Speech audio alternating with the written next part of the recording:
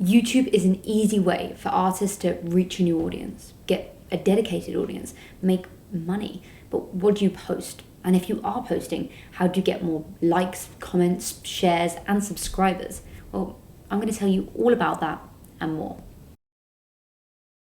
YouTube is a platform that artists aren't really treating as a social media platform, but it very clearly is. It's a place for people to actually get a dedicated audience, a way for you to engage with an audience in a way which isn't doable on other platforms. And with over 2 billion monthly logged in users, it's a way to reach people which was never before possible. In this video, I'm going to teach you not only the content you can be putting out as a musician, but I'm going to go into the nitty-gritty. I'm going to teach you all about titling, thumbnails, getting a good click-through rate, how to get good watch time, all of the geeky stuff, which means that your content reaches the people that it deserves and means your numbers go up rapidly, so eventually you can monetize. Yes, this video is based on research, but it's also based on our personal journey and how we got to the level we're at as well. It's often said that getting that first 1,000 subscribers can take up to a year, but in a year we've hit over 45,000 subscribers. And that's all down to the tips I'm going to teach you. We actually had the algorithm work in our favor massively about 3 months ago, and what happened is one of my videos got pushed out and now it's on over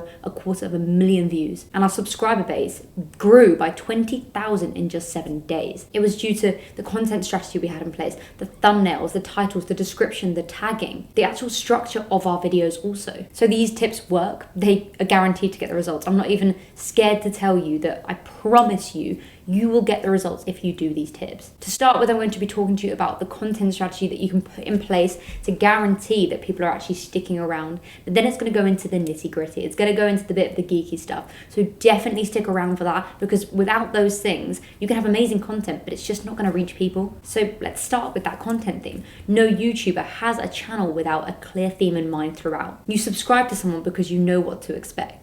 You subscribe to them because perhaps they're into photography, perhaps they're a chef that cooks vegan food, perhaps they're into their cars and every video is a new car. You subscribe because you know what to expect. You need to pick a content theme which represents your brand, it represents your style, it represents your music, and most importantly, your target audience, because there are tons of things you can do which will guarantee views. You could title a video, "I tried every single chili sauce in the world," and it might get views, but those views are pointless if it's not your audience. It's not the audience you want. It's not the audience who will engage with your music and come to your gigs. So it's key you're working to what's right for you, what's authentic, but also what your audience would want to watch. Think, what is my overall messaging? What's my values? And how am I going to put this into a content strategy? Often artists will think that doing tour diaries, doing vlogs are the best route to go down, but at the end of the day, that's probably not the best route to start with, purely because who really cares? Who wants to see the behind the scenes of someone they don't really care about yet? They're not invested. Why would they watch your tour diary over an artist they're a huge fan of and has a massive audience? They know them, they trust that their content's going to be interesting for them, so they're a lot more likely to actually watch it. But with a small artist, you really have to pull people in. So vlogging and doing behind the scenes of the music isn't a definite no, but it does mean that your subscriber base will grow at a slower rate because you're not adding that much value. So if you do want to go down that vlogging route, you want to show what it's like to be an independent musician, the behind the scenes of it. So if you are going to do a vlog, make sure you're adding value in some way. So the title of the video could be the best piece of equipment to have in a home studio. And the video is actually a vlog, but within that vlog, you have a part where you're teaching them about the equipment in your studio. So you're adding value. You're not just taking by saying, look at me, this is my story, find it interesting. Because no one really cares. You have to make someone care. And if that narrative hasn't been told and you haven't pulled them in yet, then they just won't care. We're seeing a lot of artists doing these behind the scenes and they literally title it something like Steve's Tour Diary. No one knows you're Steve and no one wants to watch your tour diary. So make sure you're not Steve. And if you are struggling with those titles, I go into a lot more detail on how to write a really strong title which people are going to click later on in the video. So we've spoken about vlogging, but what else can you do? You can definitely entertain. A lot of artists have very out there characters, and that in itself is an amazing content strategy to go down, purely because entertaining is always giving back. Everyone feels like that artist isn't taking from them because You're getting the entertainment in return. A great artist that does fantastic entertaining content is Blanks. I've spoken about Blanks plenty of times in videos before, but basically his content strategy is creating music but in an entertaining way. So he'll take a well-known song and make it a different style entirely. Or perhaps he'll remake a popular song but in just 1 hour. Or he'll get his Instagram followers to vote on polls on Instagram story, which means that they've basically created the song for him. That in itself is amazing content, and he's hit over 1 million subscribers due to this content strategy. He's been consistent and he's always giving back to his audience. Educating is another route to go down. You're watching an educational channel right now. It means that you're giving to your audience very obviously, but you're also showing your skills. So if you are a producer, you could do videos on how to produce music, the best tools to use, the best equipment, and you're basically going to be selling yourself as a producer because people will trust how good you are. Covers are another route as well, but do remember that with covers, you can't actually really monetize because the creator of that song will definitely be taking a lot of your AdSense. If you do create YouTube content, you've probably come across this before. If you use a track, you'll probably get a copyright claim and then they'll take some of your AdSense if you are monetizing. But if money isn't a big issue for you, then I wouldn't worry at all because covers are an amazing way to reach a new audience, showcase your talent, and also entertain people. Plus, a lot of artists that started as cover artists have blown up. You've got Justin Bieber, Conor Maynard. It shows to A&Rs at major labels that you can pull in an audience and you've got talent. Therefore, they will offer you the opportunity to write your own music and pay for it and get you involved in their label work because they trust that you're going to bring people in and you're going to get attention around your own release too. The main thing to focus on is that your content is authentic. Make sure that no matter what your theme is, you're being yourself. You're thinking, this is right for me and my messaging and my musical brand. Because views, subscribers, they're all pointless if it's not fitting to you because you can't make that a long-term strategy. You won't be able to come up with ideas, you'll just burn out. So make sure to stick to something that you enjoy doing and is true to you. I hope you've found your theme by now, and if you're still struggling, pause the video right now, comment below the ideas that you have and I'll respond to every single one, letting you know if they're a good idea, expanding on them slightly. If you do that, make sure to click play and actually watch the rest of the video because the rest of these tips are going to explain how you can actually get that content out to a wider audience. Easier to make good content, harder to actually push it out to an audience. So now we've got that theme in place, you know what sort of content you want to create, but now what? Well, you need to stick to it. You need to be consistent. There's this rumor that when you do 100 videos, the YouTube algorithm will actually push you out.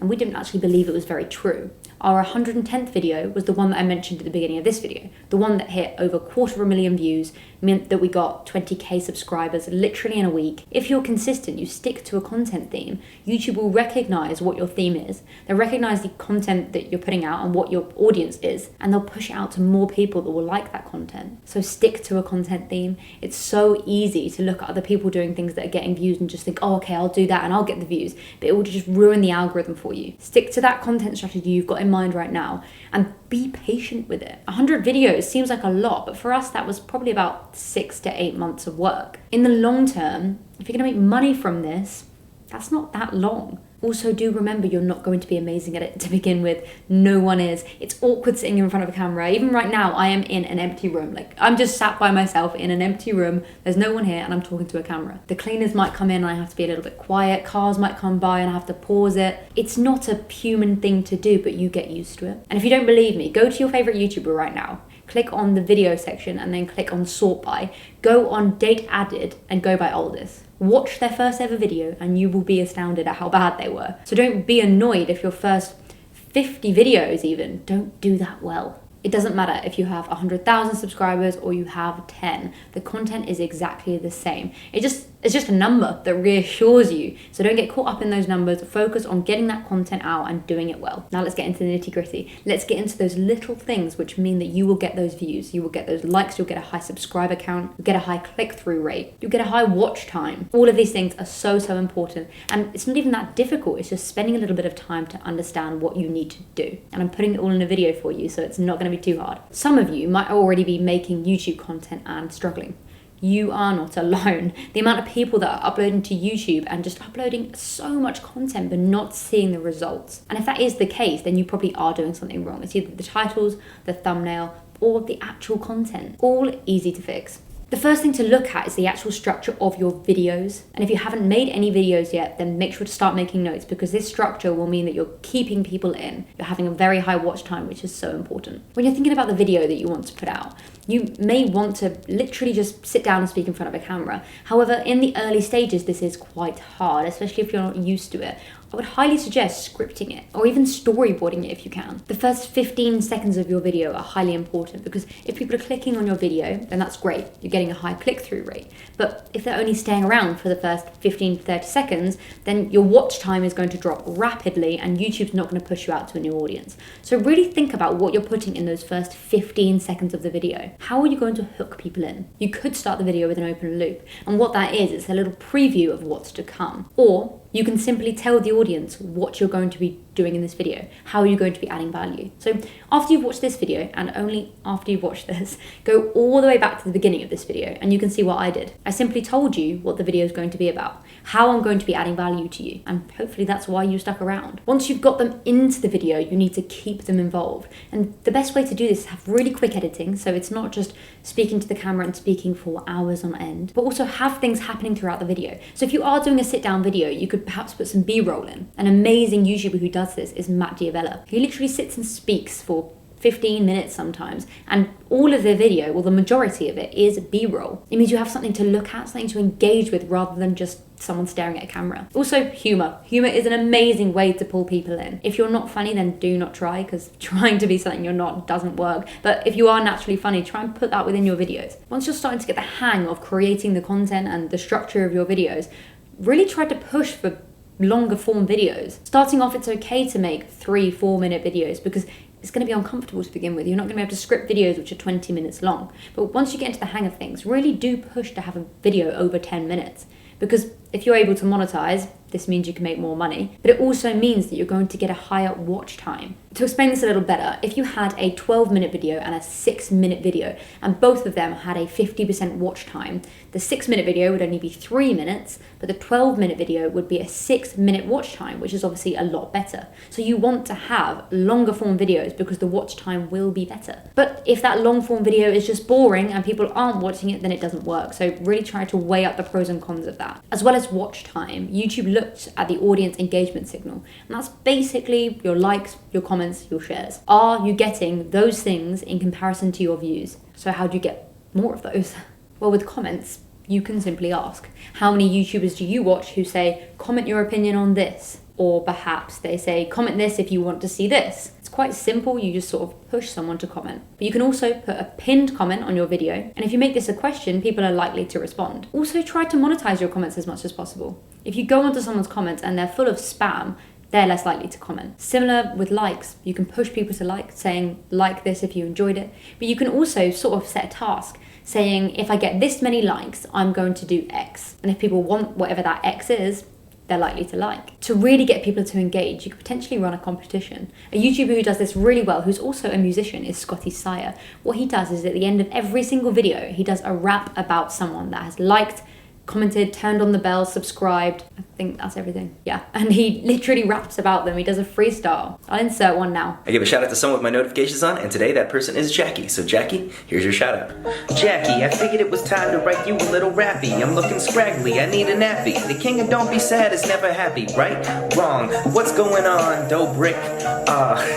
Pretty cool, and it actually gets people to do whatever he wants them to do. Well, now you've got all of that, you need to think, how am I going to get the highest click-through rate? And the click-through rate is basically, if someone sees your video, are they going to click it? And the way to get a high click-through rate is having a strong title and a strong thumbnail. These two things are massively important. And often YouTubers will change their title and change their thumbnails if they're seeing their views aren't growing. So that's definitely something you can think about later down the line if you are getting some sort of engagement coming through and you can compare videos. 70% of what people watch is determined by YouTube's algorithm. So this is highly, highly important. This title and thumbnail is basically the be-all or end-all. So listen very carefully. So your title.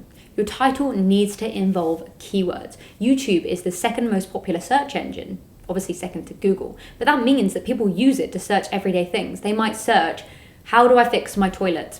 Or how do I make a flat white? And if you rank for those things, then obviously you're going to do incredibly well. So for musicians, there are plenty of things that you want to rank for. But how do you know what you want to rank for?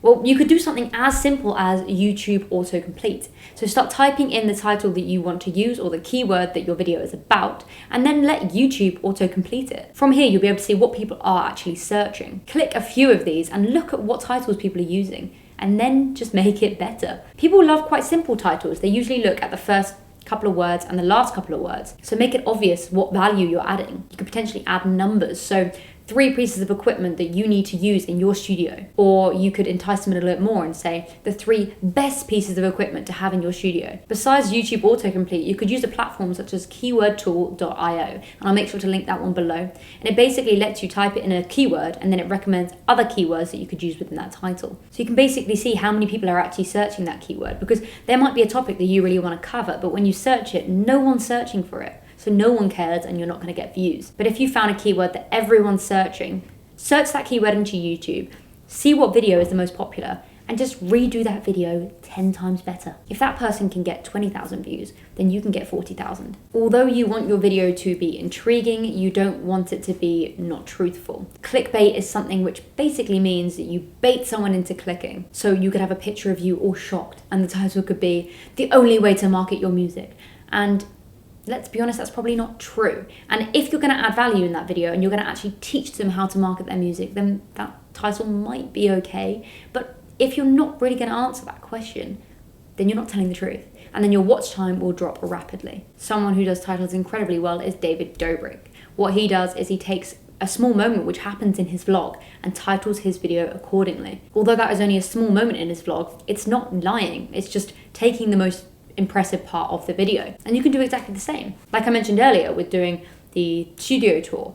Yeah, it might be a behind the scenes. It might be a tour of your studio, which not many people are going to care about, but it will have something which adds value. So the title could be the best piece of equipment to have in your home studio. Once you've written that title and you're proud of it and you feel like people are going to search it, you can put it through a title analyzer. And I'll make sure to link that one below as well, because the one I've linked is amazing. What it does is it judges the length of it, the keywords within it, the sentiment of it. It literally covers absolutely everything, so you'll know if you've nailed that title. Your thumbnail needs to work similarly. It needs to make people click. So this means bright colors which pop. It might mean putting a border around the outside of your thumbnail to add a little bit more depth. You might also want to put an actual human in it. So if you're in the video, put yourself in the thumbnail. Statistics have proven that having a human in the thumbnail gets more clicks. People engage more with human eye contact. So if your thumbnail is you just looking into the camera, showing some sort of emotion, people will be able to read that emotion and know whether they want to click on it. Try to avoid using too much text in your thumbnail, because if you are, it means people have to read the title